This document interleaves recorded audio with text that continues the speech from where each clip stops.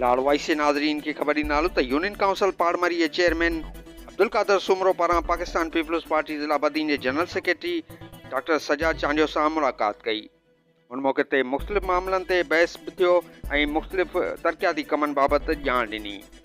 लाड़वाई से नाज़रीन खे ख़बर ॾींदालू त यूनियन काउंसिल पाड़मरी जे चेयरमैन अब्दुल कादर सुमरो पारां पाकिस्तान पीपल्स पार्टी ज़िला बदीन जे general secretary doctor Sajjad Chandio सां मुलाक़ात कई। उन मौक़े ते मुख़्तलिफ़ मामलनि ते बहस थियो ऐं मुख़्तलिफ़ तरक़ियाती कमनि बाबति ॼाण ॾिनी। लाड़वाई से नाज़रीन खे ख़बर ॾींदालू त यूनियन काउंसिल पाड़मरी जे चेयरमैन अब्दुल कादर सुमरो पारां पाकिस्तान पीपल्स पार्टी ज़िला बदीन जे general secretary doctor Sajjad Chandio सां मुलाक़ात कई। उन मौक़े ते मुख़्तलिफ़ मामलनि ते बहस बि थियो ऐं मुख़्तलिफ़ तरक़ियाती कमनि बाबति ॼाण ॾिनी।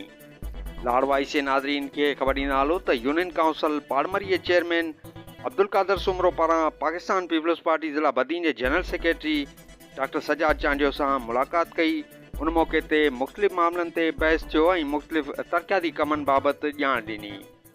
वधीक ख़बरुनि जी अपडेट लाइ फॉलो करियो लाड़वाईस न्यूज़।